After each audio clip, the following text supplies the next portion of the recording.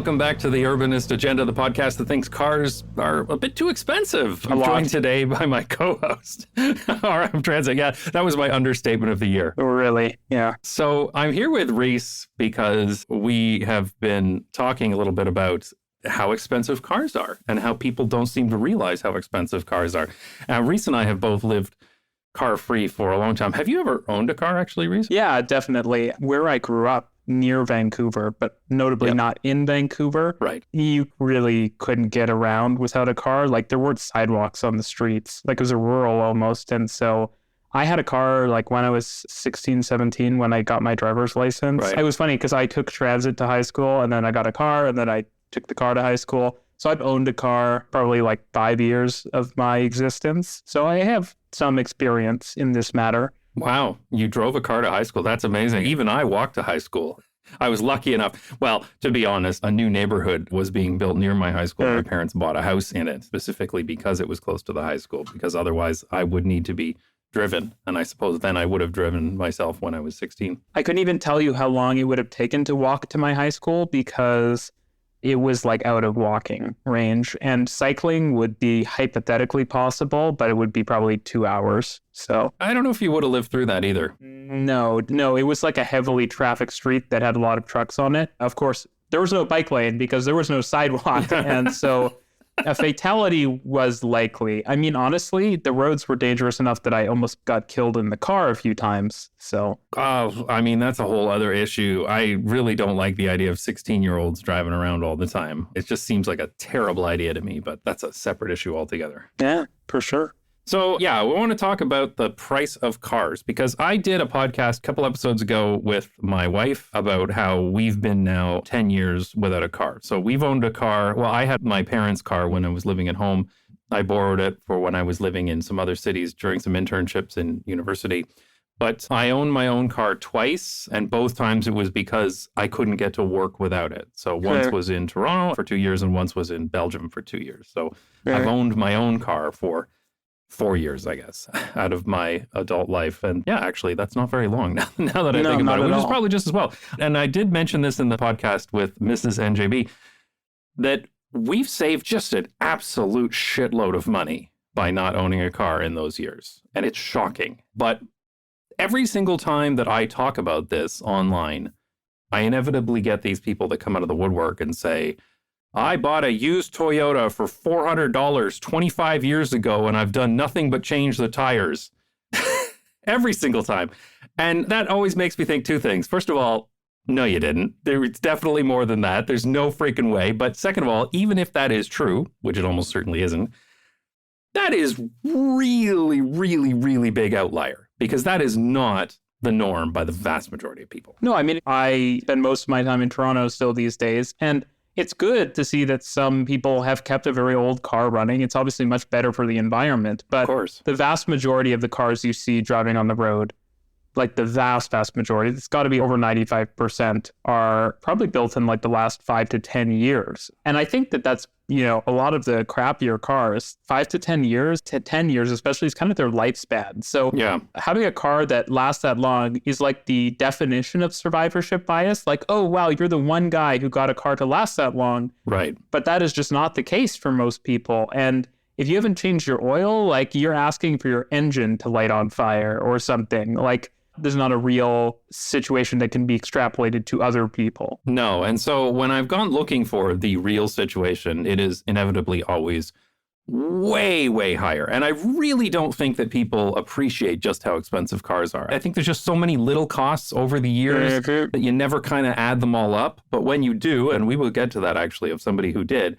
But first, I want to talk about this article that you came across in the National Post of all places. It says Canadians estimated to pay over $1,300 a month to own a car, report finds. So first of all, like context, National Post is a right-wing newspaper in Canada. I wouldn't say like hard right, but they're right-wing. They are also very pro-car and anti-bike lane, anti-public transit, that kind of thing. And so for them to say this, okay, they're probably not embellishing much. $1,300 a month is a lot of money. Yeah, that comes out to they actually said the actual number that was rounded was $1,387 a month for the average car in Canada, which comes out to $16,644 per year. And I say to people, like, would you like to have an extra, like, over 10 grand in your pocket?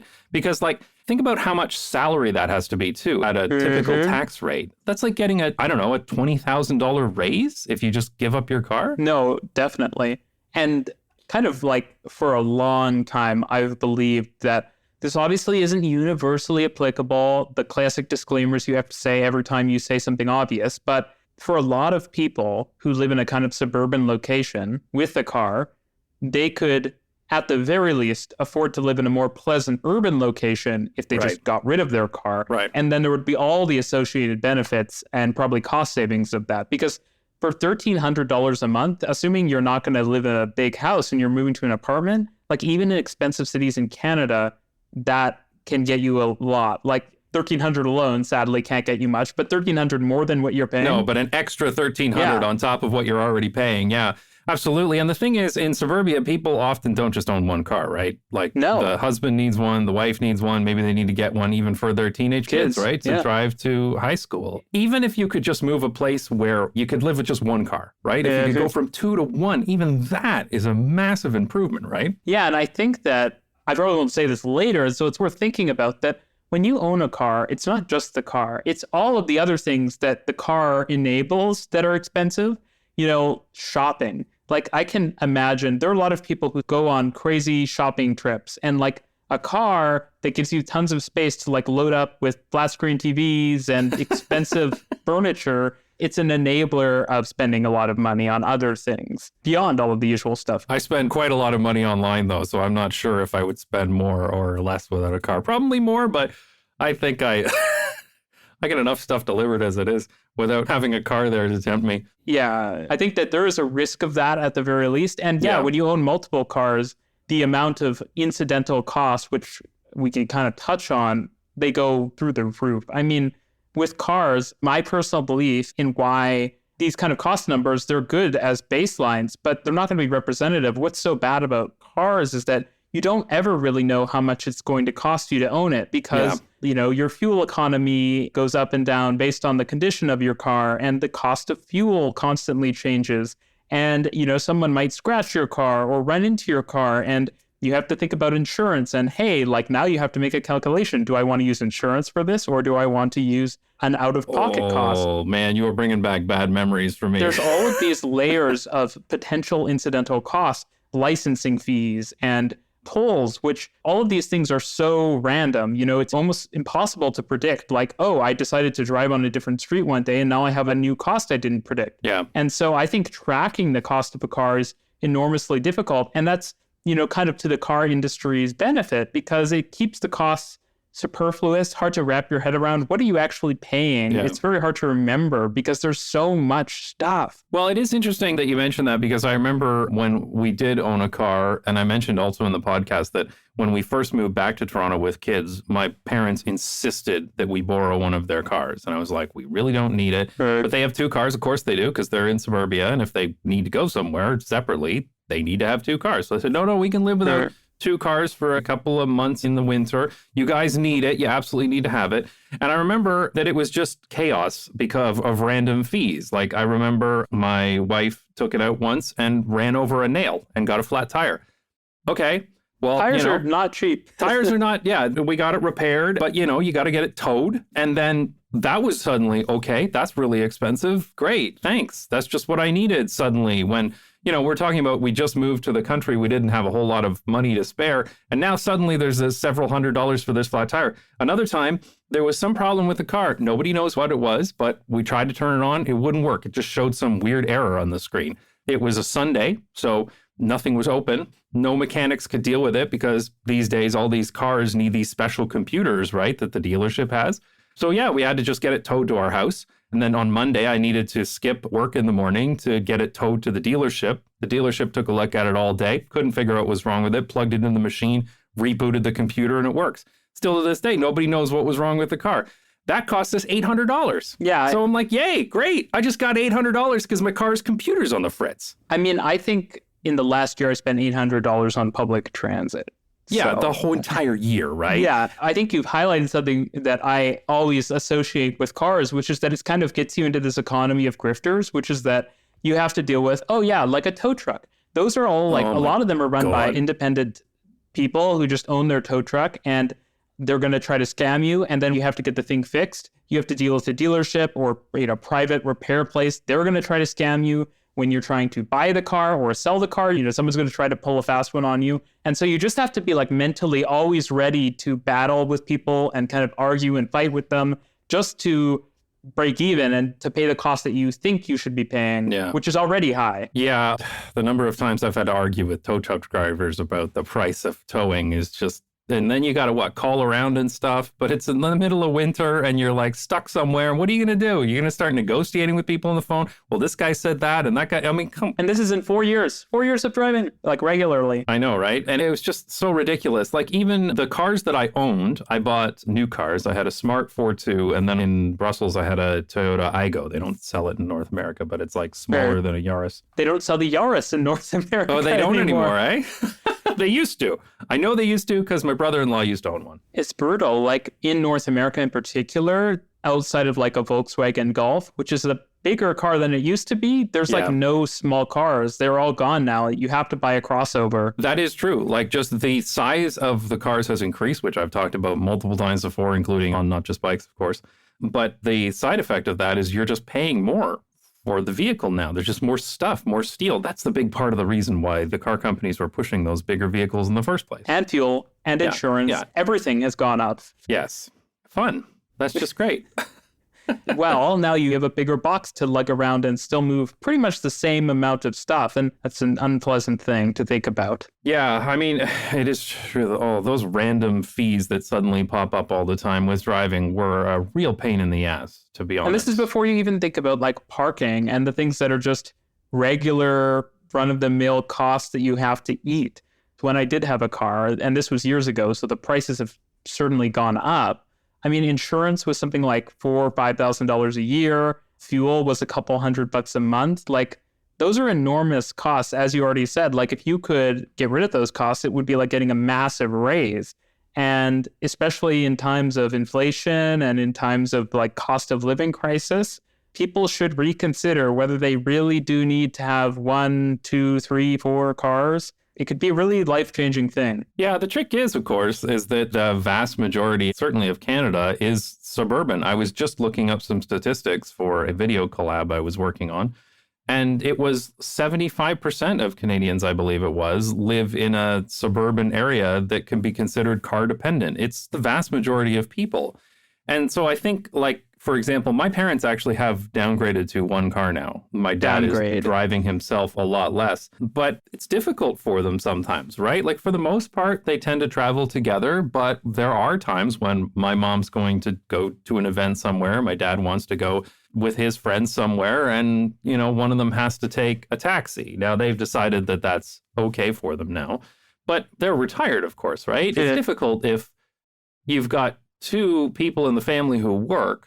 And yeah, what are you going to do? In a lot of these places in Canada, it's just not possible to downgrade from 2 cars to 1. No. Certainly from 2 cars to 0 is out of the question. It isn't. And at the same time, it definitely contributes to why urban areas are so expensive, because the people who do want to make the decision to drop everything have some more money in their pocket and they can bid up the prices of housing, and we don't allow more housing to be constructed so often. And so you kind of trade one issue for another. Though I'd argue that given the likelihood of death from driving, that's still a trade-off I'd be willing to make.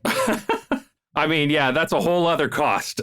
The number of people who are killed by cars every year, and not just killed, injured too, right? Injured. And sometimes seriously, like I know so many people who have either been killed by cars in a car or injured too. But I was thinking, for example, a very minor injury that we had a friend who was sitting in a car in the passenger seat at a red light, and somebody rear-ended them, probably looking at their phone or something, and rear-ended them.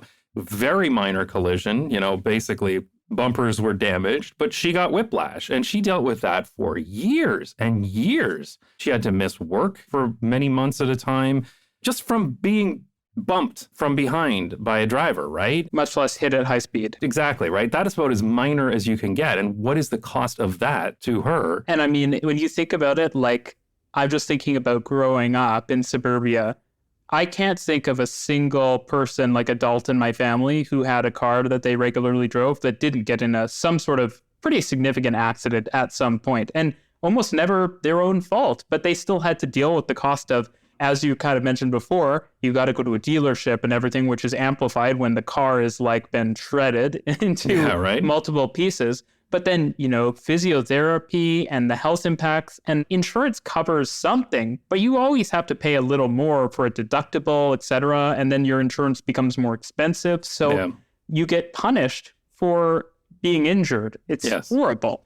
Well, I mean, there's also the time cost of all of this stuff, too. Like I said, I had to skip work because of this tow truck thing a couple of times, actually. Every time there's a problem with the car, I have to take a day off work, right? And at least in Canada, we have our health care covered. Heaven forbid if you were somewhere that didn't. But it's ludicrous that there are all these extra costs that come in, time costs as well as health costs and then more money costs that just revolve around cars in general that aren't specifically tied to the car. We're just eating it. We're just eating those costs as individuals and as a society. And we're just like, oh, well, there's no other choice. What can we do? It's painful. And the thing that I kind of remember is almost like a PTSD is that when you own a car too, it's like having a kid or something, that you have like something that's sitting around out there in the world at any time that you're responsible for. So if there's a horrible storm, your car might be damaged, your car can be stolen. I can be damaged just sitting parked somewhere, and you always have to be thinking about it. Yeah, whenever we have windstorms, you see the pictures of trees that have fallen on people's cars. Yeah. They're just flattened now. Okay, they're write-offs. Now what? Yeah, so there's all these costs, and mentally, you're just always thinking about it because when you, as we kind of talked, when you sink tens of thousands of dollars into something, you're going to naturally be kind of anxious about that. And so you kind of always have this thought of, oh, my car, you're out for an event or a dinner or something, and you're thinking, oh, like, do I need to move my car? Is the parking paid? Is it going to get stolen if it's parked there? Do I need to worry about the stuff in the car being stolen? Yeah, is something going to get broken There's into? Just so much mental weight. And as you say, like, that's a time cost. It's a health cost for you that you don't even think about when you're talking about the direct cost of this, but they're all very real costs. They are, and that's never considered at all. Nobody ever considers that. Nobody even considers the actual cost. Like, going back to this National Post article, they even mention that people don't even think about depreciation. Which is funny because, like, depreciation, when you say depreciation, it's like, car. Oh, well, that's this kind of abstract thing that the car's worth now. That's just the cost of buying it, though, right? Like, depreciation just means you had to pay for it and you're going to sell it. And there's a difference between what you bought it for and what you sold it for. That's just not taking into account the actual cost of the vehicle. And I get it because almost everybody these days takes a car loan. That's the other trick. And I know John Oliver made a fantastic video about this. I think it's 8 years ago just now, car or 7 years ago, in general? about car loans, and how, like, they are very much like the mortgages that caused the 2008 financial crisis. But worse. They're just very dodgy, and they're just waiting to burst, waiting to fall over, because a lot of people just have no choice, right? Mm-hmm. When I talk about, like, 75% of Canadians live somewhere that could be considered suburban, and the vast majority of those places are car dependent, you don't have a choice, right? This isn't a choice to buy a car. Of course you're going to buy a car. And then it's issue of like, well, how are you going to pay for that car? And the vast majority of people get car loans. And so they pay their car payments. They have their interest payments on that people also don't consider. So that's what they think is the cost of their car. But then they don't think about that depreciation because at the end of the day, you're going to have to sell that car.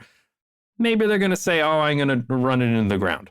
Maybe. I don't know. How often does that happen? Because your new car transitions from new car without problems to used car with a ton of potential problems. And that's, again, one of those things where suddenly, boom, your transmission needs to be changed. And, oh, that's thousands of dollars now. I mean, already it's the case with a lot of sort of modern cars like post-2000s that you kind of already highlighted earlier. But now that cars have so much electronics in them, that stuff just is so prone to breaking because, cars get wet, they get salt on them, stuff works its way in, and you've got like a million different pieces of electronics that are controlling everything, and all of it can break. The windows, the mirrors, the defrosters, the lights, all of these things are liable to break and will break, and the cars that we are building are only more electrified in every way. And that stuff is very liable to break over time. And so cars in a lot of ways have probably become less reliable. And as you say that, people are taking loans for this. And when you combine the loan and the depreciation, people are kind of like terrified of the idea of being underwater on a mortgage, which if people aren't familiar with what that means, it means that you have a loan that is more expensive than the value of the asset that the loan is secured against. And that's like every car loan, because your car, I know, right? If you get a new car on a loan, you have X price, and the second you start driving it, it drops by 20, 30, 40%. So now you have this huge loan that if you were to have the car repossessed or something, it wouldn't be covered, and you just have debt hanging over your head. Yeah. I mean, I have known some people who sell a car and get a new car with a new car loan and are still paying off the old car loan from the car they sold. That's just a stupid thing to do, but I've known quite a few people who have done it. And there's a lot of people who get trapped in that kind of situation. Of course. Well, they are horrendously expensive, right? Like, these are horrendously expensive things, and they just get more and more expensive because one of the things I remember when I was reading for the context of a video about safety, I was reading about these backup cameras that all of the cars have these days, and they're mandated now. Interesting. Because car companies love any regulations that require them to put something else in that they can charge for. So they love stuff like backup cameras because they're like, great, we can put more stuff in. It's another feature and we can like mark it up. And people are forced to buy it because there's a regulation saying it's necessary. Whereas if there's regulations around, for example, the hood height or the design of the hood so that they are safer in pedestrian collisions, they're like, no, we don't want that. They always will love the regulations that allow them to sell more shit to people. And you don't just pay that price once. Like, I'm pretty sure if your backup camera breaks, you think like, oh, a camera in 2024, that's $20, $30. Like, that's what it costs. But there's no way in hell a backup camera, if you have to get your backup camera on a car replaced, you're paying that much money. Like, that's going to be hundreds of dollars. Oh, it's going to be a module, right? Because you can't just replace the camera. You got to do the whole module. The whole back of the car comes off and you got to put this thing. And that's tons of money and it's time. And so you get fleeced like in layers and layers. Like, it's not just the initial car, it's everything that comes afterwards. And I think that's why people miss, like, we have these costs for owning a car. You think that the price is like just the car, gas, and insurance, and it's not. It's like a million other things that just come up randomly and are impossible to remember, but it just hits you in your wallet every time. You know what, though? It's such a ridiculous conversation. I don't even like talking about it with people, certainly not online, because online is just trash to begin with in comments. But I remember when the TTC monthly pass went up to, I think it went up to $130 a month. And people were like, oh, well, it's cheaper to drive now. And I'm like, on what freaking planet is a month $130 cheaper to drive? But that kind of comment is so common. People are like, oh, it's cheaper to drive. I might as well just drive. They're not thinking about even a fraction. The only cost that anyone ever thinks about is gas. That is about the sum total that people think about when they think about the price of driving. For sure. What's really interesting is what that highlights, and I find that incredibly frustrating too. Like, oh yeah, the transit fare is $6 now, so somehow driving has become cheaper. They're not even thinking of it like, I'm going to be driving my car less. It's like a marginal $130 for driving, like adding $130 to the cost of driving would be like whatever. Like, that's just a regular month. So for them, it's like, oh, well, like, I could just not pay $130 and drive a bunch more. And I mean, driving already costs hundreds a month. So it's so minor, but it's on a different planet from the costs of using public transit. And honestly, for me, as I kind of said earlier, $800 a year is probably more than I spend on public transit, because if you live in a walkable place, you don't need to use public transit unless you're going somewhere that's quite far away. Like, you can get on a bike if you need to go within your local zone, and most trips can be made on foot. So the cost is even lower than just using public transit every day for a month. Yeah. And I remember we've used car share quite a lot. I actually used car share today for the first time in several months and found that the car share company that I was using has now left Amsterdam. So that's interesting. Great. So I had to go to the other one. But I've had people say like, oh, these car shares are so expensive. And first of all, it's because you're seeing a per trip cost of what it actually costs to drive a car that people never, ever, ever, ever think about.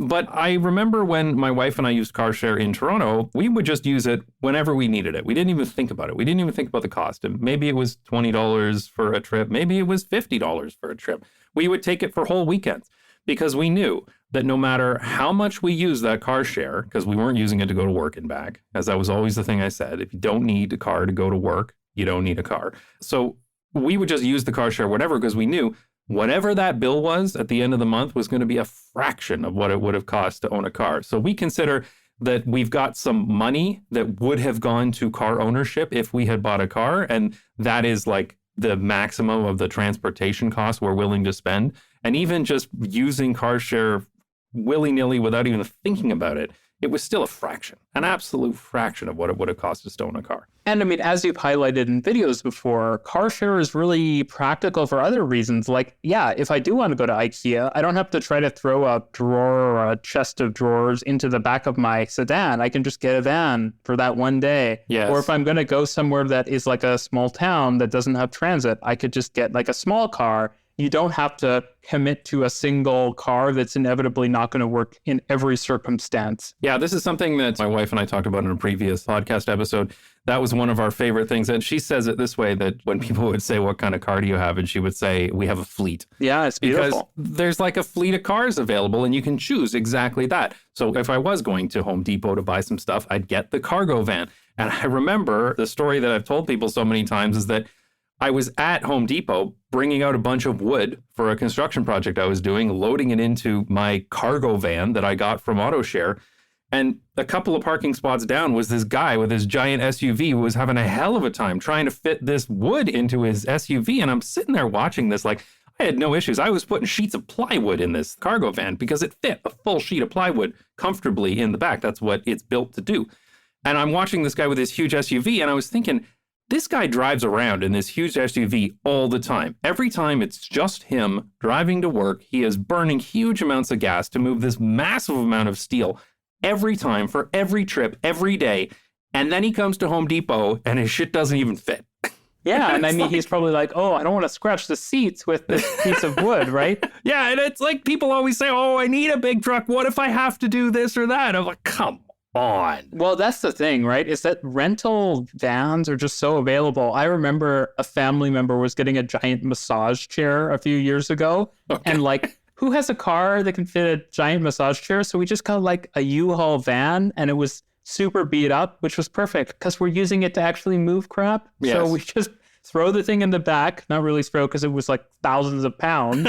And then we just took it in the van and no regular car is going to fit that. And I don't have to worry about damaging a vehicle that now I have to go pay some scam artist to fix at a dealership. It's just nice. It's nice to have something that isn't your problem too. Once you get rid of it, it's like parked in their spot. It's like not my problem anymore. I don't have to worry if some idiot drives into it or if someone tries to steal it. Yeah, once I've punched out of that app, it is no longer my responsibility. If someone plows into the back of it, I'm like, well, that sucks for the car share company. Yeah, I mean, being able to separate out the responsibility and use the thing when it is actually useful, which you realize is in very, kind of irregular circumstances once you actually only have it in those circumstances. Like, I think that's the same thing with the person saying transit's gotten too expensive.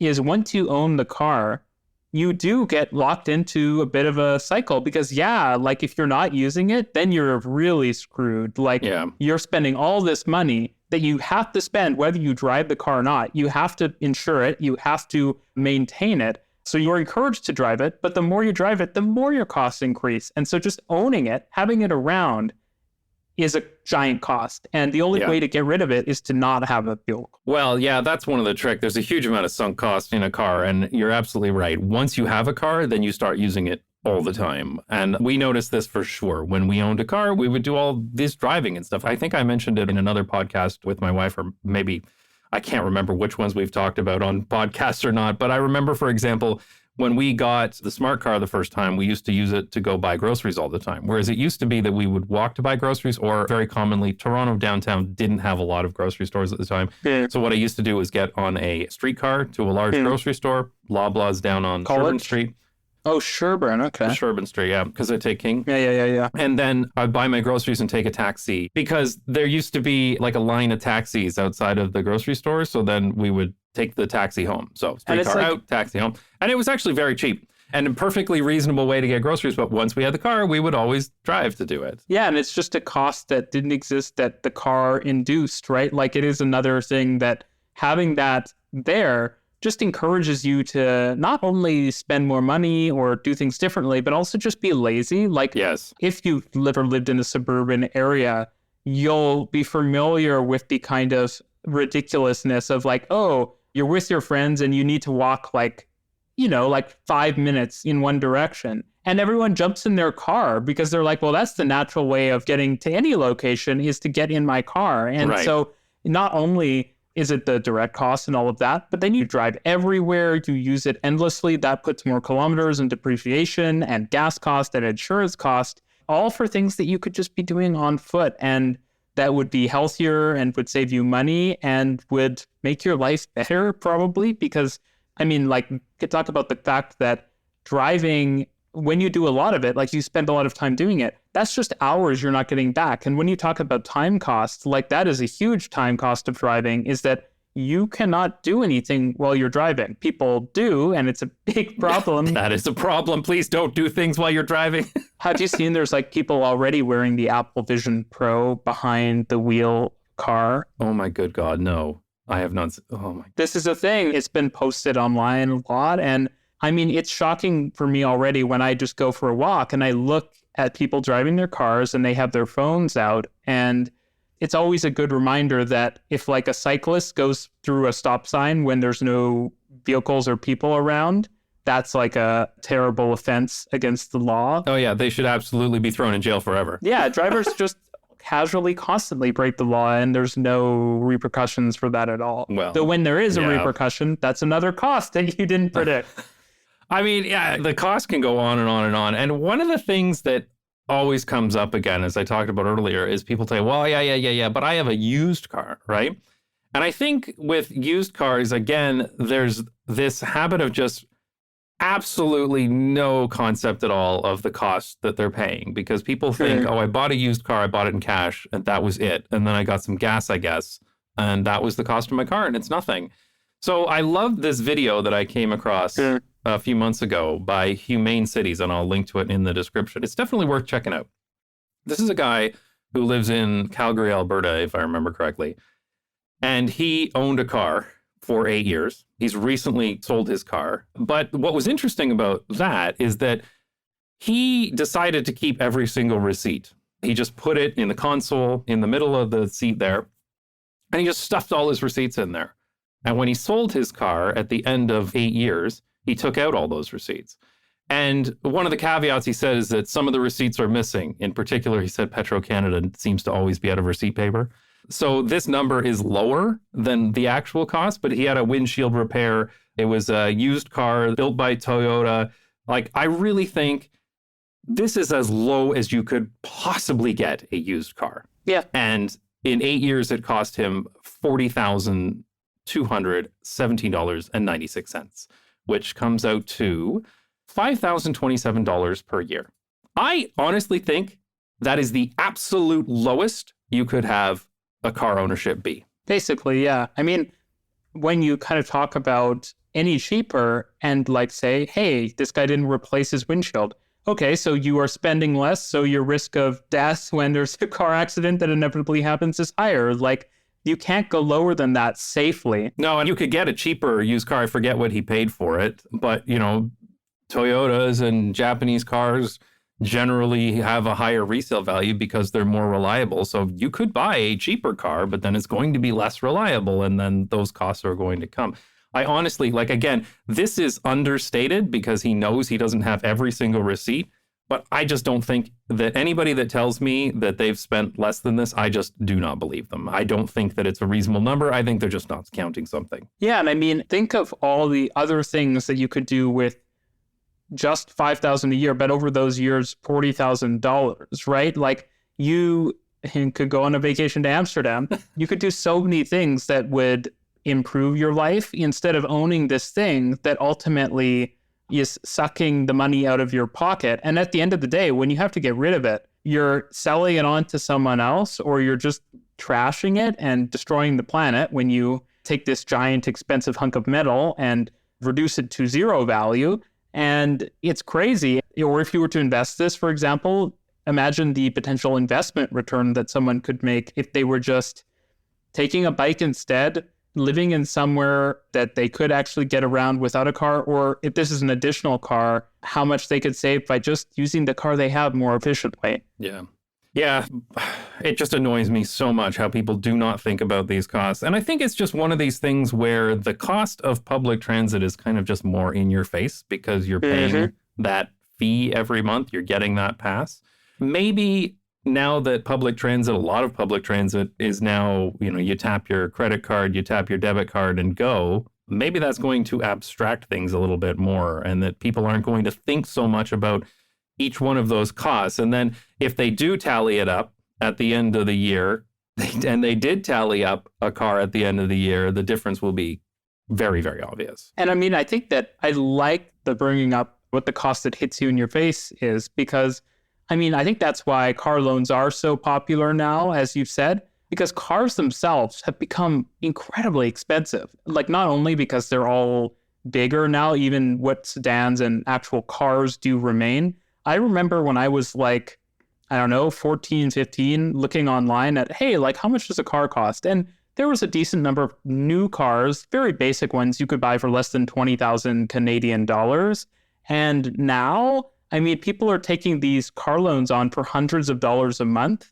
Cars they're buying are $40,000, $50,000, $60,000, $70,000 easily. Like all of those F-150s people love to drive so much. That's at least a $40,000 car new. And so all of these costs that we're talking about dramatically undercount the actual cost that I think an average person is probably taking on, right? Like this is the best case scenario and it's already enormous. Well, I see here that as of June 2023, I just did a quick Google, the average price of a new car in Canada was $66,288. So that means that you're going to add like, if 8 years of car ownership for a used car is $40,000, you must add at least $20,000 to that over the span of, 8 years in a new car. So you're talking about probably around $100,000 to have a car for less than 10 years. Yeah. That's an enormous amount of money. That's the down payment on an apartment in a walkable place. Yeah. I mean, and again, the real problem that comes up with all of this is that there just aren't enough walkable places. Like there just fundamentally aren't enough walkable places. There's so many people. I mean, you think about the Toronto area where the housing crisis is just absolutely insane how bad the housing crisis is. Certainly much worse than most developed nations. And there's that phrase that, I mean, I don't know how common this phrase is outside of Canada, to be honest, where people say drive till you qualify, right? Where basically you keep driving until you get to a place that's far enough away that you can qualify for a mortgage. And when you think about drive till you qualify, there's people I know who have driven till they qualify, and now they're driving an hour and a half each way to go to work. Oh, I mean, in the Toronto area now, I think the realistic drive till you qualify time, if we're talking about a house that costs as much as it would have a couple decades ago, it's like 4 hours away. Like I know people that live in Kingston. Oh, damn. Everything they do is in Toronto. Kingston. That's insane. Okay, so I clearly have not lived in Toronto in a while because when I was knowing my friends moving to crazy places where they drove till they could qualify, it was around sort of Barrie distance. So Kingston is insane. That is hours and hours and hours and hours That's away. Across the Netherlands, right? Like, I mean... Yes, it literally is. That's to Belgium, basically. This is one of these things where Dutch people are like, oh, you never talk about the housing crisis. I'm like, well, it's really difficult to talk about the housing crisis here because it is bad, but it's so much worse in Canada. Because I'm like, you're complaining that you can't live in Amsterdam and you need to live just outside of Amsterdam. I'm talking about you would work in Amsterdam and you have to live in Germany. Like, that's what I'm talking about here. It's just a totally different level. And it's not like there's a train. No, I know, right? There's a train to Kingston. Yes. It's bad. Like, it's not a commutable train. No, it's a via rail train, right? Yeah, at least with Amsterdam, like, you could live in Rotterdam, frankly. Like, if you had a Canadian acceptance of commute distance, like in terms of time. I mean, you can live in Eindhoven, for Christ's sake. You can travel extremely long distances by rail. It's much faster than driving. So you can live much further away, but no one would need to. No. Which is kind of the wonderful thing. Yeah, although, boy, they really need to build more houses in both countries. I mean, boats. You guys just... some boats, more boats. You got a lot of water. You have no idea how slow boats are. But again, like, this is the problem, is that when people have to drive till they qualify, and the only stuff being built is suburban and exurban places, exurban being suburban places that aren't connected to anything. They're just a neighborhood out in the middle of nowhere, for anyone not familiar with that term. Because there's quite a lot of exurban neighborhoods in Ontario these days, where it's literally just like some developer bought a plot of land off a farmer, stuck a neighborhood down. It's like not even in a city, or it's technically in a city if the city limits are this extremely exaggerated limit.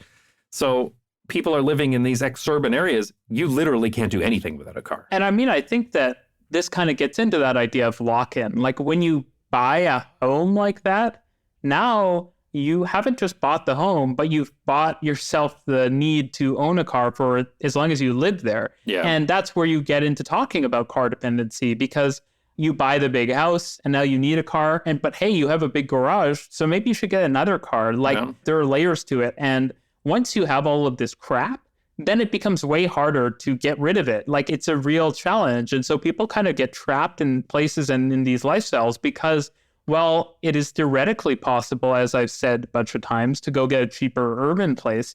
You've got all of this stuff. It's going to be a nightmare. And then you get trapped, and then you have to continue to buy expensive cars for the rest of your life. Yeah, and as we've talked about here, people really do have an issue. I know people my age, our kids are now becoming teenagers, and I know people who have kids who are becoming teenagers, and this is something people do not think about. Teenagers will need to get around. Mm-hmm. They have to get to school and back, but they also have a whole bunch of activities and other things. And you're going to have to shuttle them around by car too, which is going to be extremely time consuming and stressful to do as a parent. And eventually you're going to have to buy your teenager a car. And that's going to be a third car and a fourth car in the family. And I have seen this time and time and time again. People who live in suburban car dependent areas, they need to buy cars for their kids. And that opens up a whole other realm of problems, cost being like the smallest one, to be honest, because 16-year-olds all driving around all the time is not a good thing at all for anybody anywhere near them. It was funny growing up because I could count myself a pretty responsible person, and I wasn't really the type to go out partying and stuff. But like when you give a bunch of high schoolers cars, the amount of incredibly dangerous things they do, and frankly, just insane things they do. Yeah, I remember that too from being a teenager. I had a friend who lived outside of the city, and he would drive in. He did the dumbest shit. He crashed his Jeep. Like, ugh. The amount of people in my high school, I have to say, like probably 5% of people in my high school totaled a car in their time in high school. I think that's accurate. Yeah, I think it was the same for me. That's almost dying. 5% of the people.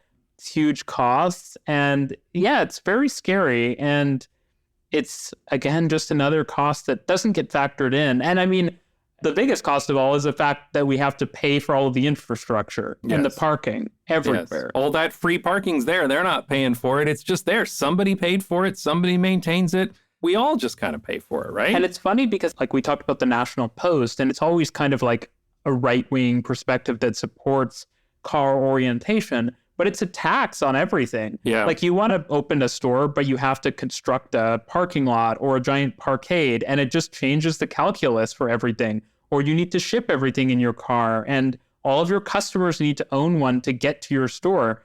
It is a painful, regressive tax on the most basic of human needs, which is the need to get around a place. And so imagine the brakes it puts on an economy, and look at the places in the world where the economies are growing the fastest, and I would say they're typically a lot less car dependent than North America. You know, it's interesting, the National Post being so conservative, because the other thing is they're always worried about taxes and finance and all this other kind of thing that are in the conservative sphere.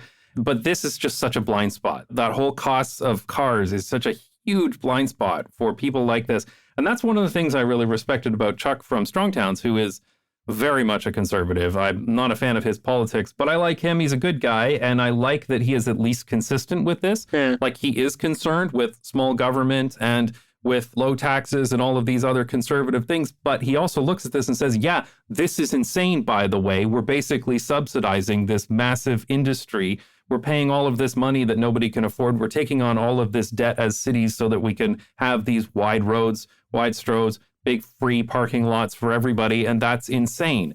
And at least he comes in there and says, no, guys, like, aren't we conservatives here? Like, shouldn't we care about this? Like, this is the opposite of conserving anything by any definition of the word conservative. This is the opposite of that. But it's, again, just this huge blind spot. And I mean, I think that the thing that's funny is that in the whole discourse around cars is that they are not trending in a better direction at all. No, absolutely opposite. Right? Like, it's not like the car industry is kind of self-aware about things and is like, okay, yeah, like cars are a huge problem. Like, so we've got to make them smaller and lighter. We've got to add all kinds of pedestrian friendliness features to them. Car companies are electrifying, but they're not electrifying and making the cars smaller or even keeping the cars the same size. They're enlarging the cars as they electrify, which brings all of these other problems with it. And so you can't even act like the car industry or kind of promoters of automobiles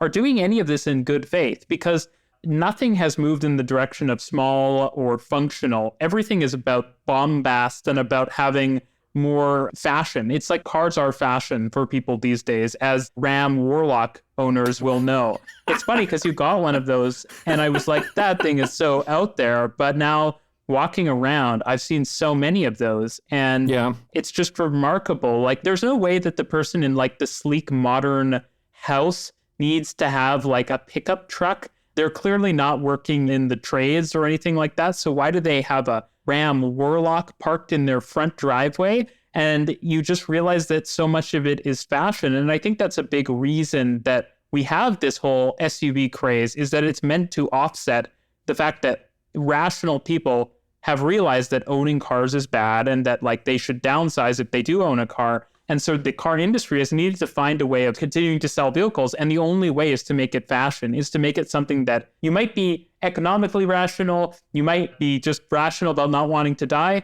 but you're a loser if you don't own a giant SUV. And so that's where we're at now. Well, it becomes part of their identity, right? Yeah. Like, I remember when I rented that Warlock with the red leather seats. There's no way in hell anybody is using this for work when it is red leather seats.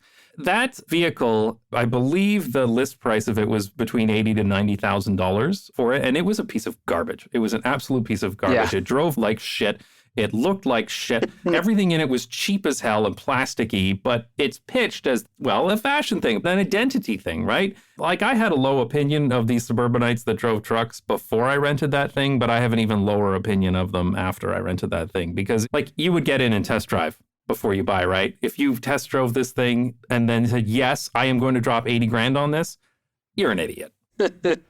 I mean, there's not much more to say about it besides that. And then this is, to be honest, this is only the standard Warlock. It's not someone who's like lifted it and put all the giant stupid wheel. Like, is that a thing that really, I know that it probably exists very marginally, but in cities in North America, you see trucks like that. That is not the case in Europe, right? No, we have seen the Dodge Rams in particular coming in, and I need to do a video about it someday, because they're using basically an EU safety loophole in order to import them. And that's a company doing Dodge Rams in particular. So you are seeing those around, but they are stock. They are not lifted. They're not like, you know, twice the height that they normally are. I believe those would be very illegal here. Yeah, I mean, it's always shocked me they're not illegal in Canada. I completely agree. It's insane when you see these lifted pickup trucks. I'm like, why is this here? No, and I mean, people put these rams on the front of them that will like cut a human being in half. Yes. They do the thing where they roll coal or whatever, which I think is illegal, but because drivers don't have to follow the law, you know, the laws are not really enforced for drivers. Yeah, we have a previous podcast about that one that you and I talked about. Yeah, they're able to do that. I mean,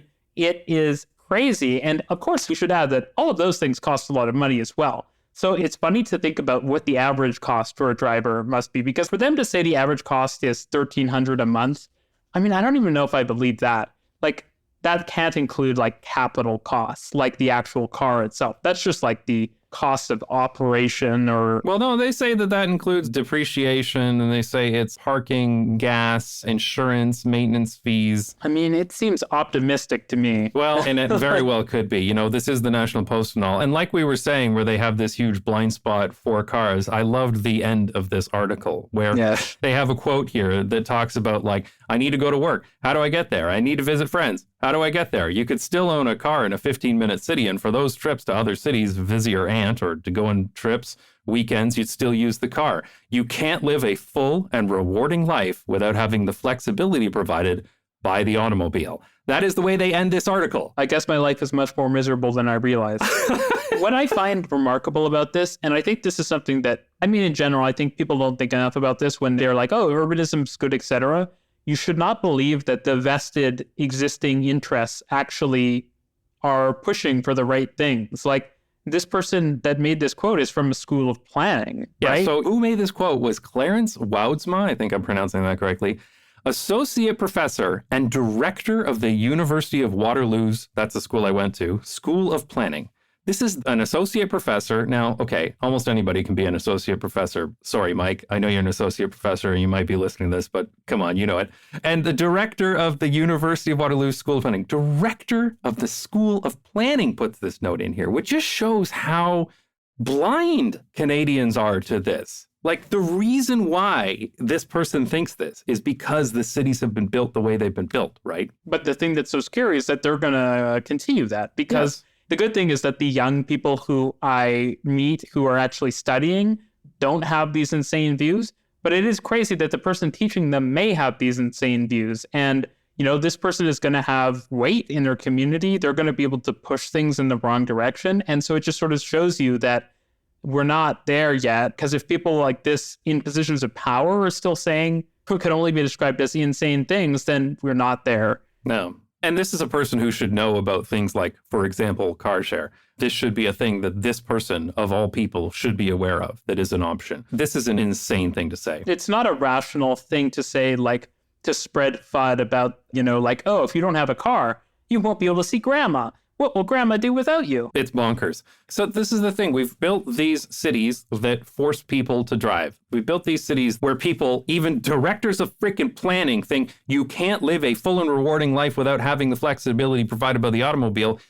And then the cost just keeps going up and up and up and up, and nobody has any choice. They gotta pay it. You gotta do it. You have no choice. You've gone drive till you qualify in order to buy a house that's out in the middle of nowhere.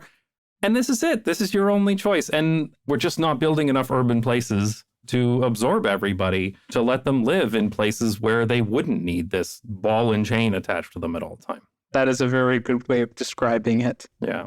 So I don't know how much more there is to say on this. I think we should probably cap it there, to be honest, because it's just so frustrating. Yeah. And when I read that quote was by the director of the School of Planning, I was just like, dear Lord. I mean, if anyone listening to this goes to one of this professor's classes, you should bring that up. You should say, like, why? Yeah, you should say to him, like, what the hell is this, dude? Like, are you crazy? Do you not understand? Like, yeah. Like, I think that's the only way. Well, unsurprisingly, if this is the director of planning, then we know who planned these cities that put these people in this car trap in the first place, right? I mean, this is where we are. So anyway, thanks so much for coming on again, Reese. Thanks for having me on. Yeah, we'll chat again in another episode in the future, I'm sure of it. So thanks a lot. Make sure, if you're listening, check out RMTransit on Nebula or on YouTube, where Reese talks about all kinds of things related to public transit. But never cars. And not just bikes, where I do sometimes talk about cars, but not very often. Yes. All right. Thanks so much. Thank you. Thank you so much for listening to the Urbanist Agenda. As usual, all new episodes will be available early on Nebula. So if you're not already a Nebula subscriber, now might be a good time. You can sign up at nebula.tv/agenda. And with a subscription to Nebula, you not only support this podcast, you also get access to content by over 150 creators. That's everything from videos to podcasts to classes and more. Nebula is also constantly adding new Nebula originals, which are high-budget productions on a wide range of interesting topics. If you use our link, which again is nebula.tv/agenda, you'll get a discount on a yearly subscription, which brings it down to only $30 a year. I'm a big fan of Nebula, which is why all of my Not Just Bikes videos are available there, as well as some that are only available on Nebula, and of course, all episodes of the Urbanist Agenda. So if you're not already a Nebula subscriber, go check it out today, and thanks again for listening.